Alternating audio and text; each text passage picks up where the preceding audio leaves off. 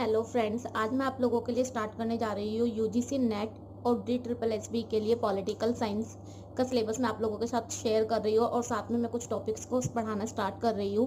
Political science एक बहुत vast subject है, तो हम इसे यूनिट वाइज करेंगे। तो पहले मैं पॉलिटिकल साइंस का एक सब पार्ट उठा रही हूँ, वेस्टर्न पॉलिटिकल थॉट। तो पहले वेस्टर्न पॉलिटिकल थॉट में मैं हॉब्स स्टार्ट करने वाली हूँ, क्योंकि हॉब्स, लॉक, रूसो तीनों को मैं कंपैरिजन कर कर एक साथ पढ़ाऊंगी।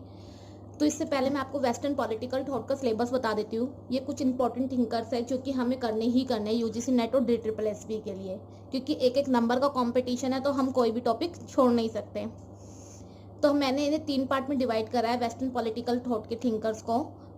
Greek thinkers, European thinkers, modern political thinkers. Greek thinkers में 2 हैं, प्लेटो और एरिस्टोटल। DSSS में लास्ट टाइम इससे 3 क्वेश्चन आए थे और यूजीसी नेट में तो क्वेश्चन आते ही है। यूरोपियन थिंकर्स में हमें पढ़ना है Machiavelli, Bentham, JS Mill, Hegel, Karl Marx, TH Green, Hobbes, Locke, Rousseau. Hobbes, Locke, Rousseau को हम कंपैरिजन के साथ पढ़ेंगे, क्योंकि इन तीनों का जो स्टेटमेंट है, थ्योरी है, वो सोशल कॉन्ट्रैक्ट पर बेस है। तो उनके बीच में क्या क्या डिफरेंसेस हैं ये समझने के लिए।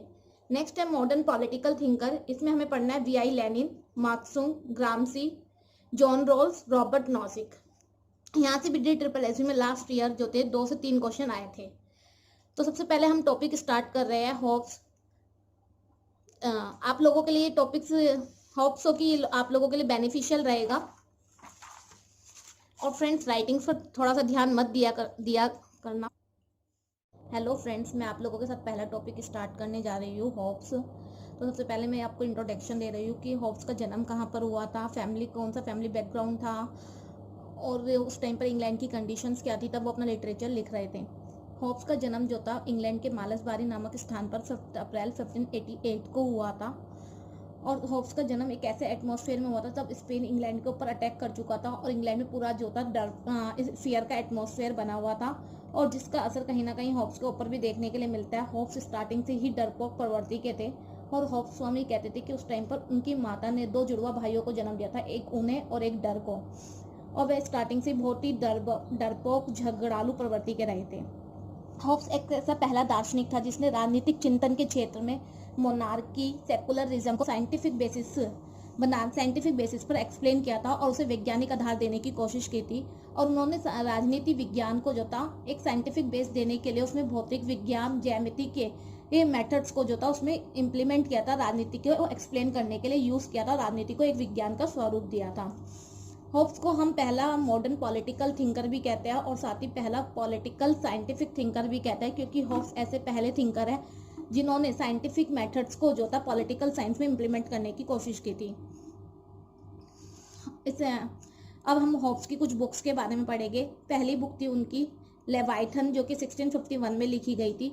लेवाइथन में जो था उन्होंने इंग्लैंड के सिविल वॉर के बारे में और एब्सोल्यूट मोनार्की के बारे में बताया है। नेक्स्ट बुक है डी सीवे, जो कि 1642 में आई थी। इसके बाद डी कॉर्पर 1655 में आई थी। एलिमेंट्स ऑफ लॉ, जो कि 1650 में आई थी। डी होम ने 1659 में आई थी। और ऑक्सफोर्ड से हॉब्स ने स्नातक करने के बाद हॉब्स जो थे इंग्लैंड के कैवेंडिश नामक कुलीन परिवार में विलियम कैवेंडिश के टीचर अपॉइंट किए गए थे, और उस टाइम पर वो, और उसके बाद वह उनके बेटे के भी टीचर रहे थे। और कैवेंडिश के साथ ही हॉब्स ने पूरे यूरोप की यात्रा की थी, और तब हॉब्स कैवेंडिश के साथ पूरे यूरोप की यात्रा कर रहे थे, तो उनका परिचय जो था बहुत सारे वैज्ञानिकों से हुआ, जैसे कि यूरोपीय यात्रा के दौरान हॉब्स जो थे एक प्रसिद्ध इटालियन वैज्ञानिक गैलीलियो से मिले, जिससे वो बहुत ही ज्यादा मोटिवेट हुए, और फ्रांसीसी दार्शनिक डेकार्टो से मिले। उनसे मिलने के बाद ही वे फ्रांसीसी राजतंत्र से प्रभावित हुए थे और वे एब्सोल्यूट मोनार्की के सपोर्टर बन गए थे।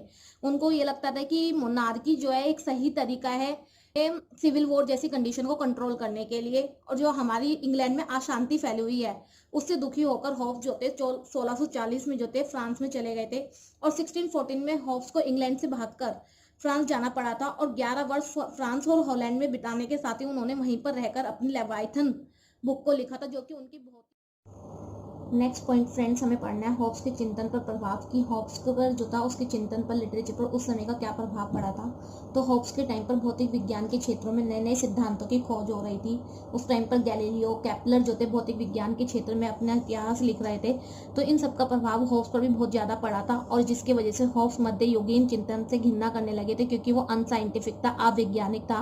और अब हॉब्स ने राजनीतिक चिंतन के क्षेत्र में वैज्ञानिक सिद्धांतों को लागू करने की कोशिश की थी। उन्होंने गैलीलियो के गति सिद्धांत को भी राजनीतिक दर्शन का आधार बनाया था, और हॉब्स ने ज्यामिति के नियमों को भी राजनीतिक घटनाओं की व्याख्या के लिए अपनाया था।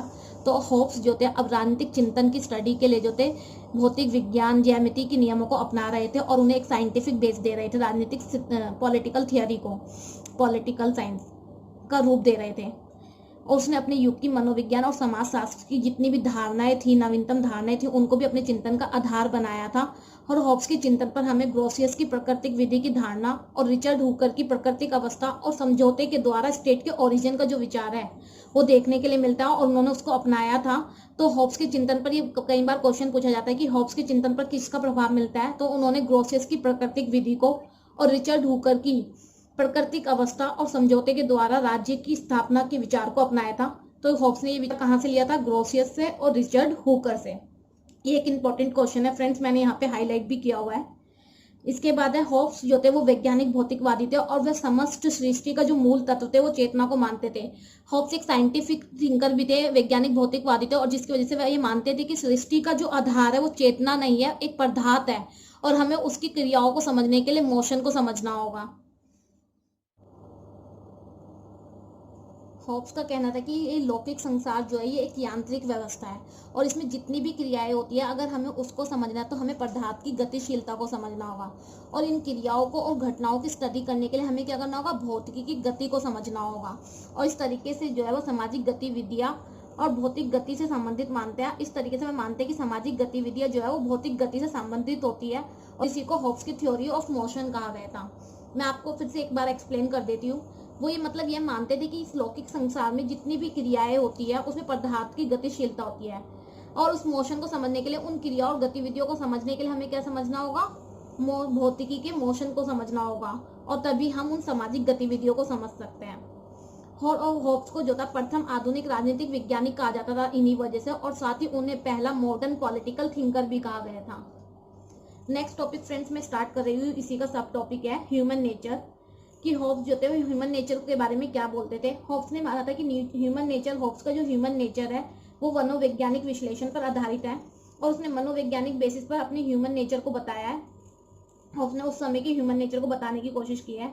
हॉब्स अपनी फेमस बुक लेवाइथन में के प्रथम भाग के कई अध्यायों में ह्यूमन नेचर को बताते हैं। हॉब्स ने बताया कि जो ह्यूमन बीइंग है वो उस समय के जो ह्यूमन था वो बहुत ही लोभी था, अहंकारी था, पाशविक था। उसके जो भी काम होते थे वो अपने सेल्फ इंटरेस्ट के लिए होते थे, और वो उसका जो पूरा काम, उसके जो भी काम थे वह जो भी करता था उसका पूरा दर्शन जो था वो सुखवाद पर आधारित था। लेकिन वो सुखवाद किसका था? अपना सुखवाद, अपने सुखवाद पर आधारित था, अपने सुखों पर आधारित था। वह जो भी करता था अपने सुख के लिए करता था, उसका कम्युनिटी इंटरेस्ट से, सामूहिक हितों से कोई भी लेना देना नहीं था। मैंने यहाँ पर मेंशन भी करा है फ्रेंड्स कि उसका जो भी काम होते थे वो सिर्फ अपने सुख के लिए होते थे, उसका सामूहिक हितों से कोई भी लेना देना नहीं होता था, और वह सिर्फ अपने सेल्फ प्रोटेक्शन और अपने सेल्फ इंटरेस्ट को पूरा करने के लिए कुछ भी कर सकता था। उस टाइम पर जस्टिस, अनजस्टिस, इन सबका कोई भी कॉन्सेप्ट नहीं था, कोई कानून नहीं था। सिर्फ हर ह्यूमन बीइंग का जो भी काम था वो किससे प्रेरित था? अपने सेल्फ इंटरेस्ट से, और अपने सेल्फ इंटरेस्ट को पूरा करने के लिए वह कुछ भी कर सकता था। फिर भी हॉब्स बताते कि मानव के अंदर दो प्रकार की इच्छा होती है। पहली इच्छा जो होती है वो दानवी होती है। दानवी इच्छा का मतलब होता है जिसमें मानव जो है जो भी काम करता है वो अपने स्वार्थ के लिए करता है, वो अहंकारी होता है, लोभी होता है। इसके अतिरिक्त एक दूसरी इच्छा होती है मानव में, वह दिखने में अच्छी होती है, इसलिए उसे देवी इच्छा कहा गया है। क्या कहा गया है? देवी इच्छा। और पहले वाली इच्छा को क्या कहा गया था? दानवी इच्छा। तो इस देवी इच्छा में इसके लक्षण क्या होता है? इसका मतलब होता है कि व्यक्ति जो होता है वो शांति पूर्वक रहता है, और वो आत्मरक्षा के लिए काम करता है, उसमें कुछ सद्गुणी व्यवहार होता है, उसमें कुछ अच्छे गुण होते हैं। लेकिन हॉब्स इसके बाद बताते हैं कि उसकी जो सेकंड इच्छा है, देवी इच्छा, इसके जो सद्गुण है वो सिर्फ क्यों है? वो अपनी पहली इच्छा, पहले व्यवहार को पूरा करने के लिए है, क्योंकि कई बार व्यक्ति अपने निजी स्वार्थ को पूरा करने के लिए कुछ अच्छे गुणों को दिखावा करता है।